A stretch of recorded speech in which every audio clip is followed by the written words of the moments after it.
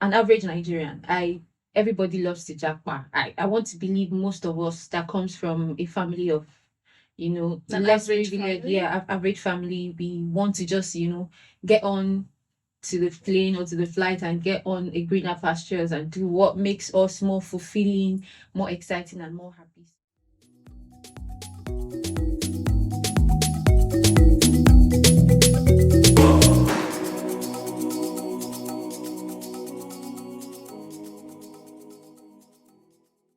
Welcome to another interesting episode of the Jakpa Diary. As you already know, my name is Menah, and today I have a beautiful guest with me. It's going to be a girls' conversation. So, today I have with me Shil. Shil, it's good to have you on the podcast. It's good to have you on the Jakpa Diary podcast. Thank you. Thank you. Oh, thank you very much. Like, it's our pleasure. I'm called excited. Guys, I know you know where that was coming from. Like, she had to make the emphasis on excited. yeah, is it Excited. Ah, she came with the H factor, guys. Why? Like, I don't know what is going on. These are YS people. I am happy and excited. Anyways, thank you very much, Shil, for joining us. I forgot to say, Shil is an all-rounder. Somebody calls her landlady, but I won't say who it is, but she's an all-rounder. I would let her introduce herself. So, Shil, tell our guests. My name is Shil Babajide. I'm an entrepreneur and I love to talk a lot. So thank you for having me on the show. Wow, thank you very much. Like, it's our pleasure. It's nice. You can hear she's an all-rounder. So we will be talking about everything. Imagine being an all-rounder and being abroad. I mean, there has to be something special in how you execute and you manage all of these businesses. That's right. But before we go into what you do and trying to inspire somebody out there, because I mean, that's the purpose of this podcast, being abroad, inspiring you on what other thing you could embark on, what other business you could do. But before we get there, guys, I wouldn't set the cat before the however they say that. So, it's our ritual on this podcast. We'd like to ask you, Shil, what is your Jakpa story? Well, well, for fun or for context, let me say it's always been as an average Nigerian. Everybody loves the Jakpa. I want to believe most of us that comes from a family of, An average family. Yeah, average family. We want to just, get on to the plane or to the flight and get on a greener pastures and do what makes us more fulfilling, more exciting, and more happy. So my Jakpa story isn't. I've had a different Jakpa story, so I'm just going to talk about the one here in the UK. So you can take a step back. Like, okay, the first time ever. Like, this man, I'm sure this is not your first time. Yeah, I would like to hear it from you directly, but it's like that first time, this whole leaving idea. Okay, so I mean, the Jakpa story for the first time is not as exciting as this one. Yeah, as this one, because the first one was I was young. And all I just wanted to do was, to leave the shore of that home and not being able to get everything I wanted, the life that I really wanted on. And, then it was more like I didn't know where I was going, where I was headed, or what I need to do. I just wanted to leave the country. And, the Jakpa story was I was living in Nigeria at 23. Okay. I was going to the United States on, there's this program called exchange visitor program. It's a J1 kind of category. Okay. Just like the UK has their tier 2 skilled worker visa. Yeah. So I was living in the country at 23 and I was just done with the university then, almost like done with wow, at 23 you were done with uni in Nigeria. Okay, maybe it's not all that bad. Maybe the education system is not that slow. Well, not that. I left the secondary school early. So if I had to do the calculation, I should have left the university earlier than 23. Oh, so you still got into this whole strike something. That's how you got to 23. Yes, 23. Yeah. So I mean, the excitement to leave my home and everything around me. Then I grew up in Ojota, so I grew up in not like a slum, but it was more like you grew up in the in the ghetto side of life, and you just wanted to explore more things. At that time, I had friends that were all in the private universities, and they I already gone to the United States once, twice on the same program. So Okay. one of them linked me up to the route, and I went through it. I got my visa and I went. So leaving the country, my first Jakpa story was the day I was to leave the country.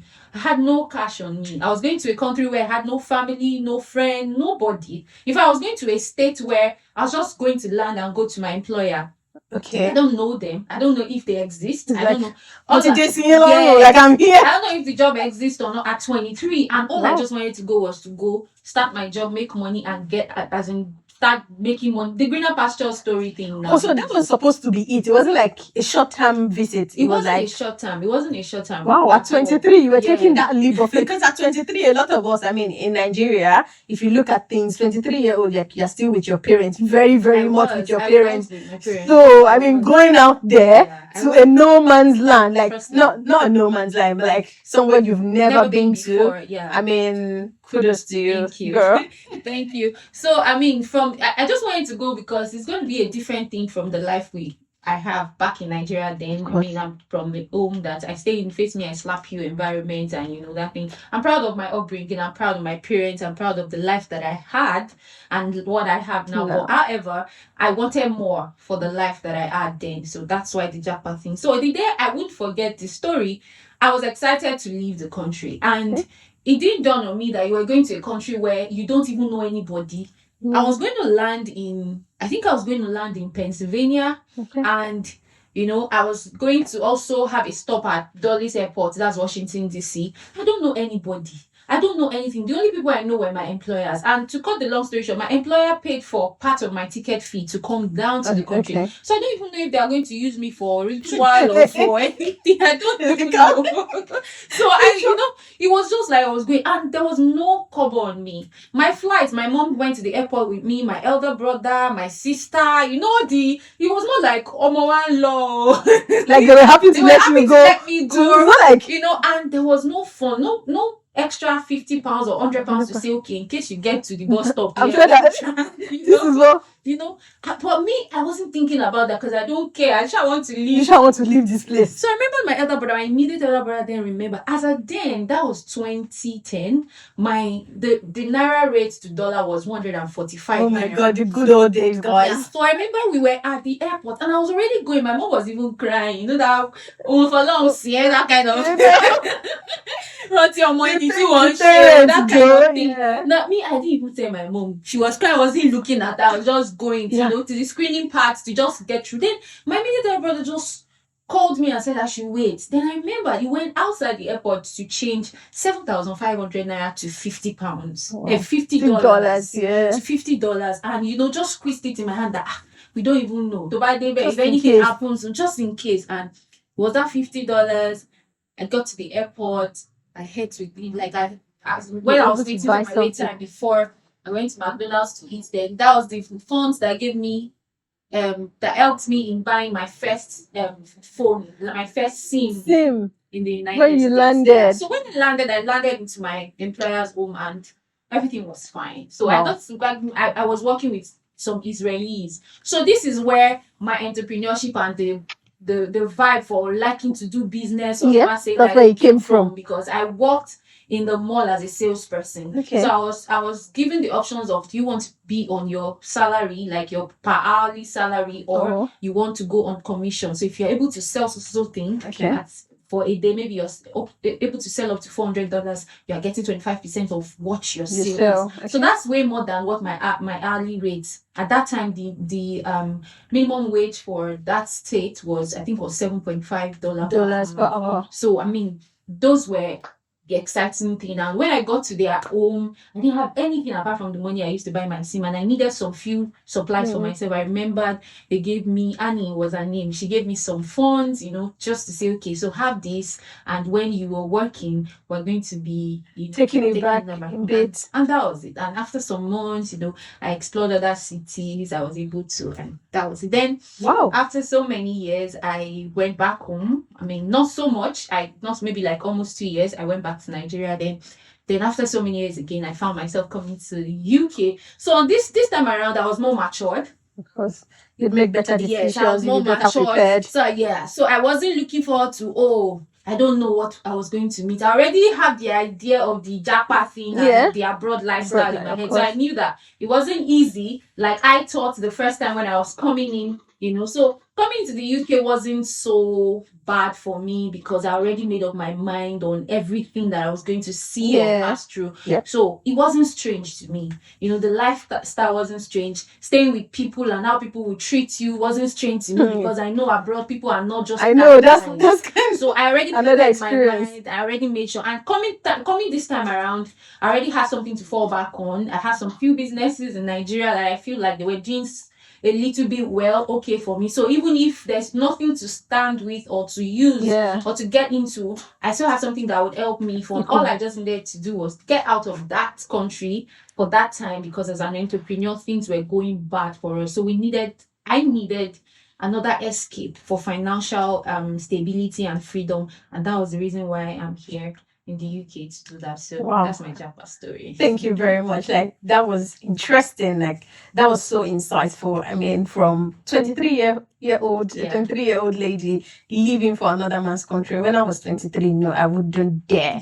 I mean, I was too scared. I wouldn't even dare take that leap. But I mean, kudos to you. Well done Thank you. for how far you've come. Thank and you. I mean, I think this is that drive you find in Nigeria, in Nigerian youth. Like we just want to do more for ourselves. Right. We want to put ourselves in a better position. You know, we just feel we can do better than what our parents have maybe done or the chances they didn't take. Because I remember, I think my mom talks about those days when it was like very easy to Jakpa. They'll tell you how much it was for them to Jakpa. People were even going on transportation. It wasn't even It wasn't even flight, you know. I mean, I heard stories of my mom, my eldest brother, like she was pregnant with him, and in having him, she wanted to go back to Nigeria to have a baby. Like she didn't want to stay abroad. She literally ran back to Nigeria, like, oh, it's almost time, you know. I'm like, please, why don't you just stay and have me? You rush back? Why did you come back? That kind of thing. But it's great. I think it's really nice what you've done there, and thanks for sharing that story with us. But I'm sure from your perspective, you will be able to see a big difference between 2010 and now, like that difference in Jakpa. Yeah. At the time, Jakpa wasn't a buzz in 2010. I don't know, but I think I can confidently say it wasn't a buzz at the time. So what's that difference that you've seen? Like what do you think is driving people now to want to leave? Do you actually think it's the economy? Or I mean, from your perspective, what do you think is pushing people? What difference you see from 2010 till now? Okay, so from my own experience or from the things I understood with the economy of Nigeria, I think it's number one thing is the economy that wants to take people out, especially when you really do not have something substantial to do, something that fits, like that helps you with your lifestyle or that helps you put food on your table or that gives you more than you deserve or that you desire. Okay. I think that's the number one thing that makes people feel like, okay, I want to live here. Okay, so I'll talk about being an entrepreneur. You know that in a country where everything works against you, all systems work against you. Like but is that the point really? They actually working against you. Okay, so we I feel like there's a difference. Pardon me. So maybe it doesn't work against some people because as an entrepreneur over the years, I might not be successfully perfect like others have, but I know I have tried my best in some things and I've been successful in some few things. Don't worry. And you know, some other parts where it's not working against them are people in Nigeria. As a business person, first of all, let's even not talk about being an entrepreneur, but as a business person, you just want to start, you need proper cash flow. Of course, capital. So if I am struggling, I don't have a job, I don't have a 9 to 5, you know, I really do not like to do a 9 to 5. It's not because I can't go after it or run after. I really do not, because I feel like I would do more or do better being on my own, you know, trying to do my things and all that. So I love to do things a lot. I have to work with my hands. I love to innovations and strategies are what I do or what I live for. You know, I can sleep and start support you, girl. Like so it's good to see a woman with this drive. Like ladies. So the most important part was the economy for me, because okay, for instance, I delved into the logistics part of business and it was going well because I am based in Abuja and you know, I see that this part of business in Abuja wasn't really, as at I started business in 2019, and it wasn't that much. There was no how do I put it now? It wasn't saturated as much as it was in Lagos, right? So, and because Abuja roads, they don't just want any.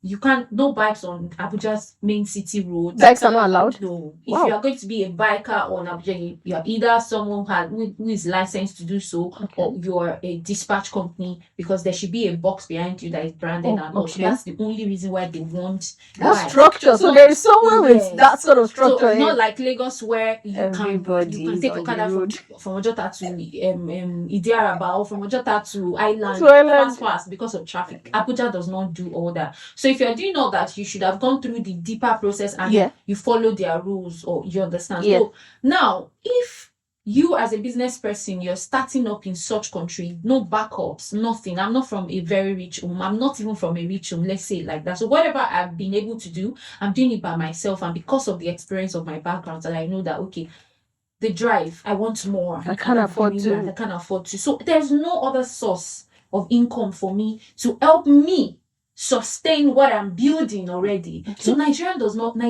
economy does not give us such chances. So what we need is, okay, I am building a business, I'm building an empire, and I need cash flow. There's nothing to say, oh, I'm planning to set up a business, and from the business I've invested 3 million naira, and from that 3 million I must make 3.5 every month. I must do this, and out of it, no. There are times that your business will not even give you those sales, and you need extra income or external income from your personal pocket to sustain your lifestyle before even going into. There are times you pay salaries that, if business owners wants to be very truthful to themselves, not everyone can afford to pay salaries from what they've invested or what they are making from the startup, from every startup. It gets to a point before you know that you have substantial money to run your business.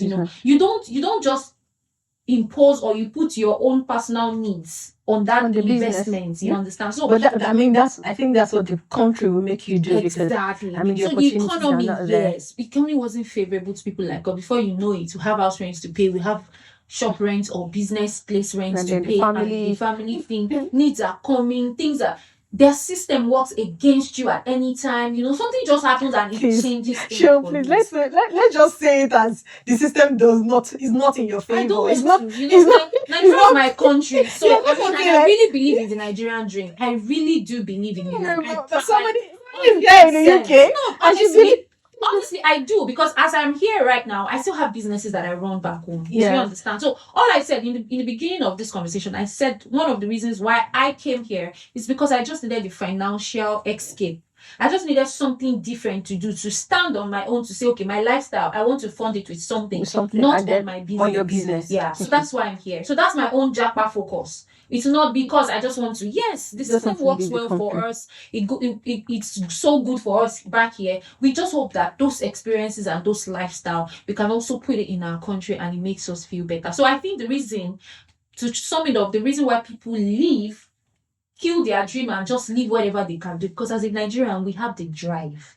I can tell you that 90% of Nigerians are not lazy people. No, of course. Youths, we are not lazy as much as it's because we don't have the resources to build us. That's why we are in those situations. And even if you have the resources, people go to borrow funds to do things. At the end of the day, it's tough on them. It's bad. So people just want to, let me just leave this country and go and start up somewhere. And when those people get here, most of them don't pursue those dreams anymore. They just, I have food on my table. Honestly, it's not that easy to put the money together. I can do this, I can pay my rent, and everything is working for me, even though I'm paying so much. It's fine. I'll just be here, codedly, and I found my lifestyle. But for people like us that we still want to do better back home, it's not the end for us. So even if we make money, we also want to put some bits. Send some bits back home to support the business that is there. So it's the economy that pushes people out of that country. Okay, from our guest standpoint, she feels it's the economy that's been pushing people, to want to pursue this whole Jakpa. And yes, to be honest, I think on a very extensive level, I do agree with everything you said, and thank you for sharing that insight with us. Now, okay, let's just on a lighter note. So you've Jakpa'd, and on the podcast we've talked about the good, we've talked about the bad of traveling. So you've been in the UK. What do you like? What have you experienced? The first time you landed in Heathrow, or But did you come through Yeah, Heathrow, maybe yeah, Gatwick? Heathrow. What was it like? I mean, for me, I don't know. I had like a different idea. I mean, I've never traveled before. Okay. Not to the UK. I've traveled before, though, before the UK. Okay. But I think for the Western world, I built this castle and idea in my head, and it didn't really meet up with what I was thinking. So Okay. let me just hear from you. Like, what was it like when you landed? Okay, so I mean, I said it before. I said coming here right now at 34. That was it at 34. Because that was last year. The idea in my head was different. So I wasn't coming here to think that I was going to build castles and no. I wasn't. There's no expectation for me. Okay. It was an expectation of whatever I put in is what I'm getting. So there's no fact. I don't want to put the word. I don't want to say there's no high expectations to say, oh, I'm going to be this. Yeah, I think it's because you've experienced going to the US, so the expectations weren't really and there. to be honest with you, I didn't want to come to the UK because I would have loved to go back to the United States. But because at the time it was even difficult for us to get an appointment date in Nigeria to go for a visa interview or stuff like that. You know, I already passed the level of the Dropbox thing. So if I had not passed that level, I would have been able to, still do my Dropbox without going for any interview with the consular and get my visa. But then I passed that level, so we were struggling to get appointment dates for our interview. So UK wasn't it for me. I've never been here, but I'm just coming with the mindset that I'm coming to explore this country. But I must say that it's calm right here, like very calm. Yeah, I think it's too calm actually. In fact, I love the calmness. It feels like I'm coming from Abuja. Then you're coming from Abuja. And Abuja is a very calm city. Yeah. So Abuja is boring. It's not a calm city. Abuja okay. is boring. No problem if you say it's boring. Lagosians, that's how we say it.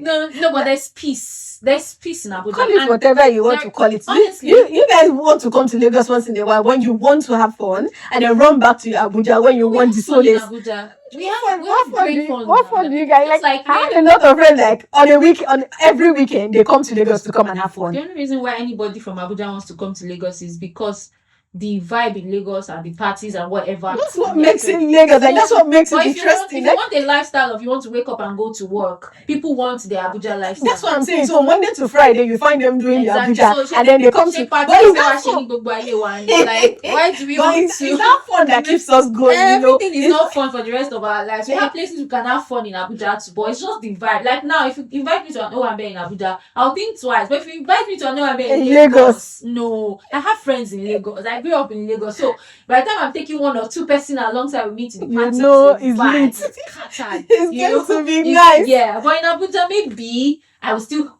be able to go with some friends, but is either someone is going to work or the person is. So Abuja lifestyle, you really can't. So the same lifestyle. Yeah, the same calmness that was in Abuja, I found it here.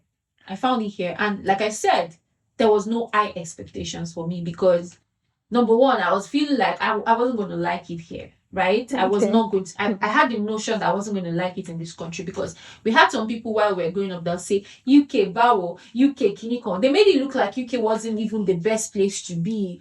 I don't know what they call it because it's not far to Nigeria. It's not far, exactly. So, that's what I'm getting to. Like, it's like your backyard. Exactly. So by the time US started now scrutinizing and does not even give us the cage out of their country that you cannot even get an appointment date, even if you have visited our country before. Stay back in your country. So everybody now started looking for another option to stay. Okay. And then there's this whole buzz of UK at the time. So I mean, I understood the terrain of the UK, maybe a little bit to say that the Brexit thing. So it was all in my head that we are just coming here. It's just the life of me. I am here for the money. Aside the money, nothing more. I don't care. Every other thing that comes with it. Secondary. Except God just wants me to stay back, and He has a purpose for me for it. That's what I believe. But for me, all I needed was an escape financially, and that's what I am here for. So in my head, there was no other thing than. So when I got in there, there was much calmness. It took my thoughts backwards a little bit to say, okay, this country is not that bad. Maybe I could settle in here. It's not that bad. I'm thinking that Nigeria is not far to this place. I can decide to buy a ticket this night, travel tomorrow morning, get to Nigeria that same day. It was just the thing for me. Then I started loving. Then I must say that when I landed in this country, the first person I stayed with, God bless my uncle, like I don't call him my uncle, I call him Bros Ife. It was wonderful. Like Oh, it was wonderful. lucky you. Yeah, Other it was people would have like an entirely wonderful. different No, it was. I had experience. peace. In fact, the few days or the few weeks I had not started doing anything, and it was worried for me. Like I would just Oh, lock up myself in the room and be praying to God that God please. I have plenty wahala back home. bless you, Uncle Ife. Yeah, that I need to sort out. So please, Lord, please, my job is starting. Whatever I need to do, just make a way, sharp, sharp. That's the Jakpa thing. People expect that when they land in this country, The next you're day. working immediately and all that. Yeah. But for the United States, when I went there, it was like that because Maybe the route you followed, I'm sure it was someone else going through another route, because your own route seemed like you were going for a job. Like you said, your employer even paid part of your ticket, so you were going solely for the job. Yeah. However, come to think of it, with this whole buzz of care work visa, That's true. people come in, they're supposed to come into the job, like they're supposed to come in and start doing the care work and start working. And what you now find is the work is not available Even there. before you find out that the work is not available, as a skilled worker visa holder, I realized that when you get into this country, their own whatever is different. It's also like that for the United States, but it's an easy route. In the US, when you land, all you have to just apply for is you have to do your what's it called? They call it NI here. Then you have to do your Security, social security. You understand? Social Yep. security number, SSN, you have to do all those things. So for us back then, it wasn't a care job. It wasn't the care thing. So for me now, it was a care thing that I came to do. Then it wasn't a care job, it was a direct sales job. So all you just needed to do was your SSN and every other thing that needed to be done to register with the Homeland Security, Department of Homeland Security of the United States. That's all, and you start your job. But for care, I don't know, for those that came on care back then, maybe it's a different ball game. But right now in the UK, when you come in as a care worker, you have to do your DBS. You have to apply for your NI. When you come in too first, you have something. The first thing you have to get is your BRP. So, and that is not instant. So people expecting that when they land, they're starting work tomorrow. It's not possible because without your BRP, you can't even do anything. But come to think about it, the whole is it POF, your proof of fund, particularly for the care, not even the student one, for the care. I didn't do proof of fund. For care visa? I did not. I think you still needed like 1,000 something in your That is if you're bringing account. Your dependents and it's not that bad. Like it's yeah, I know it's a very little money, but what I was going to say is like this few times, like maybe 1 month or 2 months, where you need to get your DBS, get your NIN, get your what's it called, all of those documents ready before you can start working. That money is expected to sustain you for that period of time. So I think what my own employer did was, it was stated in it that they were going to cater for all of those things. Yeah. Wow. Even though it didn't come off as that, but I mean, once it's stated on your job offer that this is what you're going to do for 1 month, some give their staff accommodation, although they they squeeze them out of it. But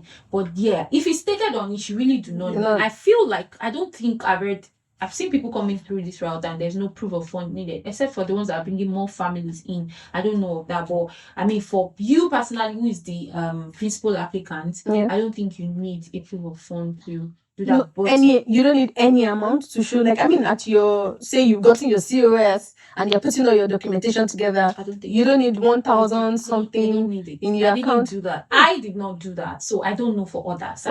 I'm speaking for myself. Okay. And on my job offer, it was stated that my employer was going to cater for me everything. For everything. Okay. Maybe because your employer stated that, but from what I've heard, I think it's not a lot of money like you would need when you're going through the school route, because I mean it's only 20 hours you can do, but because you're coming in for a job, it's like you're able to like have a bit of money to like help you settle in, at least get a place before for that first month before you then move on. But yeah, great. I think the last question I would like to ask you, as an entrepreneur, what opportunities have you seen here, like business business opportunity that you've seen here that, I mean, it could help somebody out there? Why? Jakpa, we talk about this every day. I know. I mean, that's why I was happy when I saw your profile. I'm like, great, something for our audience. Honestly, we talk about this every day. Like myself, and I'm blessed with another thing I would say is that after leaving my brother's place, I'm blessed with a good flatmate. Okay. Shout out to Waye.